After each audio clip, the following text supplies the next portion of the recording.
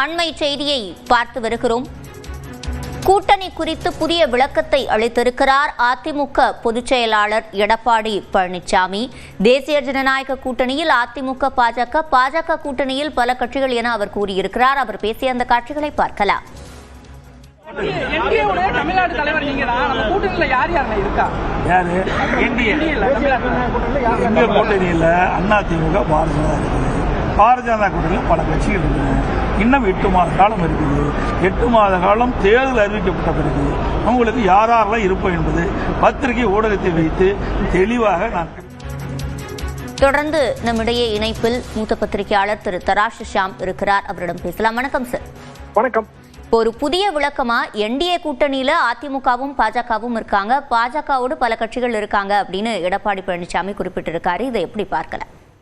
பாரதிய ஜனதாவோடு கூட்டணியில் இருக்கிற கட்சிகள் என்று அவர் குறிப்பிடுவது புதிய நீதி கட்சி, மேலும் பாட்டாளி மக்கள் கட்சி. அப்படித்தான் நாம் பார்க்க வேண்டும். பாட்டாளி மக்கள் கட்சியில் 2 பிரிவுகள் இருக்கின்றன. இப்போது இன்னும் சொல்லப்போனால் பிரதமர் மோடி அவர்களை வரவேற்க போவதிலோ அல்லது அவரோடு காட்சி தருவதிலோ பாட்டாளி மக்கள் கட்சியை சார்ந்த 2 தலைவர்களுமே பெரிய ஆர்வம் காட்டவில்லை. திரு டிடிவி தினகரன் அமமுக அது ஏற்கனவே தேசிய ஜனநாயக கூட்டணியில் இருக்கிறது. அவரும் நாங்கள் பிரதமரை சந்திப்பதற்கு நேரம் கேட்கவே இல்லை என்று கூறிவிட்டார். ஆக இந்த செய்தி யாருக்கான செய்தி? பன்னீர்செல்வம் அவர்கள் தனி கட்சி ஆரம்பித்து அது விஜயோடு அந்த கட்சி கூட்டணி வைக்கும் என்று நேற்றிலிருந்து ஊடகங்களில் அடிபட்டுக் கொண்டிருக்கின்ற செய்திக்கான விளக்கம் என்றுதான் நான் பார்க்கிறேன். ஒரு ஆபத்து இதில் இருக்கிறது. என்னவென்றால் பாரதிய ஜனதா கூட்டணியில் நமக்கும் இடம் இருக்கும் என்று பிற சிறிய கட்சிகள் வேறு கூட்டணி நாடாமல் இருப்பார்கள். அவர்களுக்கு கடைசி நேரத்தில் பெரிய நெருக்கடியிலே இது முடியும். வாக்கு அரசியலிலே 2 வகையான நெருக்கடிகள். தேர்தல் நெருக்கடி 1, இருத்தல் நெருக்கடி 2. இருப்பை காட்ட முடியாமலேயே போய்விடும். அப்படியான ஒரு பிரச்சனை வரும்போதுதான் போன தேர்தலில் கடைசியில் அமமுகவும் தேமுதிகவும் கூட்டணி அமைத்து போட்டியிட வேண்டிய நிர்பந்தம் வந்தது. கடைசி வரைக்கும் அமமுக தேசிய ஜனநாயக கூட்டணியில் இடம்பெறும் என்றுதான் எதிர்பார்க்கப்பட்டது. இத்தனைக்கும் அப்போது அங்கு அதிமுக கிடையாது. என்றாலும் கூட அமமுகவுக்கு இடம் கிடைக்கவில்லை. இதையெல்லாம் நாம் கவனத்திலே கொள்ள வேண்டும்.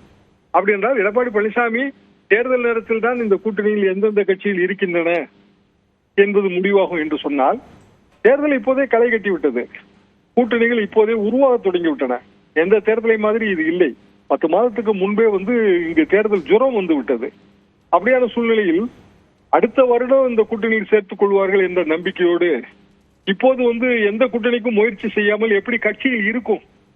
அப்படி என்றால் கட்சிகளுக்கு நாளைக்கு உரிய இடம் கிடைக்காமல் போனாலோ, தொகுதி பங்கீடு திருப்தியாக இல்லாமல் போனாலோ வேறு கூட்டணிக்கு போக முடியாது. அரசியல் கூட்டணிகள் எல்லாமே ஒரு கேட்டட் கம்யூனிட்டி மாதிரி ஆகிவிட்டது. இப்போது கேட்டட் கம்யூனிட்டியில் புதியவர்களுக்கு இடம் இல்லை. செக்யூரிட்டி தடுத்து விடுவார். ஏற்கனவே அங்க ஆக்குபேஷன் ஜாஸ்தியாக இருக்கிறது. அப்படின்றால் இப்போதே வேறொரு கூட்டணியில இடம் பிடிப்பதுதான் புத்திசாலித்தனம் என்றுதான் சிறிய கட்சிகள் கருதும். காரணம் ஒரு சில தொகுதிகள் தான் அவர்களுக்கான இலக்கு. அதை தடுப்பதற்கு எடப்பாடி பழனிசாமி அவர்கள் முயற்சிக்கிறார் என்றுதான் நான் இந்த பேட்டியிலிருந்து புரிந்து கொள்கிறேன்.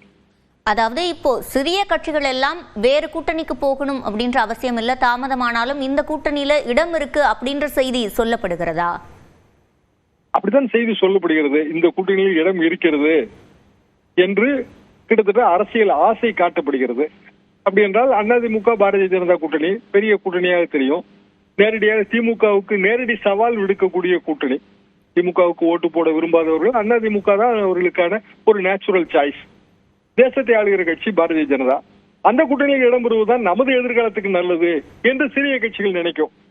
எனவே இந்த கூட்டணியில் இன்னமும் இடம் இருக்கிறது என்று சொல்வதன் மூலமாக அந்த கூட்டணிகளுக்கான அரசியல் ஆசை காட்டப்படுகிறது. உண்மையில் இடம் இருக்கிறதா என்றால் இல்லை. ஏனென்றால் அதிமுகவே ஒரு 120 இடத்துல நிற்க வேண்டும். அப்படி நிற்காமல் அவர்கள் தனி மெஜாரிட்டியுடன் ஆட்சி அமைக்க முடியாது. பாரதிய ஜனதா 30-40 தொகுதிகள் கேட்கும். மீதம் இருக்கிற தொகுதிகளுக்கு ஏற்கனவே புதிய நீதி கட்சி மாதிரியான சிறிய கட்சிகள் அங்கு இருக்கின்றன.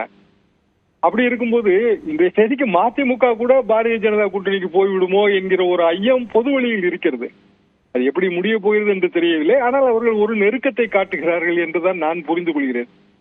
அப்படி இருக்கும்போது சிறிய கட்சிகளுக்கு ஜனவரி மாதம் 2026 ஜனவரி மாதம் பிப்ரவரி மாதம் முடிவு இடம் இருக்கிறது என்று எடப்பாடி பழனிசாமி அவர்கள் கூறுவதே ஒரு அரசியல் ஆசை காட்டுகிற முயற்சி என்றுதான் நான் நினைக்கிறேன். ஒரு பக்கம் திமுகவுடைய கூட்டணியில் இருக்கக்கூடிய கட்சிகள் அப்படியே தொடர்கின்றன. மறுபக்கம் சீமான் தனித்து போட்டியிடுவதாக அவர் கூறிக்கொண்டிருக்கிறார். அதாவது எந்த கூட்டணியிலும் இல்லை என்பதை அவர் தெளிவுபடுத்துகிறார். மற்ற சிறிய கட்சிகளுக்கு தான் இது குழப்பத்தை ஏற்படுத்தும் ஒரு சூழலா? நிச்சயமாக அப்படித்தான் இது குழப்பத்தை ஏற்படுத்தும். காரணம், நீங்கள் சரியாக சொன்னபடி சீமான் அவர்களுக்கு குழப்பம் இல்லை. அவரை பொறுத்தவரையில் தனித்து போட்டி என்று அறிவித்து விட்டார். இன்னும் சொல்லப்போனால் அந்த முயற்சியில் அவர் தீவிரமாக போகிறார். பல்வேறு மாநாடுகள் நடத்துகிறார். அது போக உயிருக்கு பயந்தவர்களுக்கு பாதுகாப்போடு அரசியல் செய்ய வேண்டிய அவசியம் என்ன, இவர்கள் எல்லாம் ஒரு தலைவர்களா என்றெல்லாம் அவர் கேட்கிறார். ஆக அவரை பொறுத்தவரையில் அவர் அதிமுக கூட்டணியில் இல்லை, திமுக கூட்டணியில் இல்லை, விஜய் கூட்டணியில் இல்லை. இது தெளிவாக தெரிகிறது. அப்படி என்றால் பிற சிறிய கட்சிகளுக்கு திரு சீமான் அவர்களோடு சேர்வதற்கு ஒரு வாய்ப்பு இருக்கிறது. அவர் சேர்த்துக் கொள்வாரா என்று நமக்கு தெரியாது.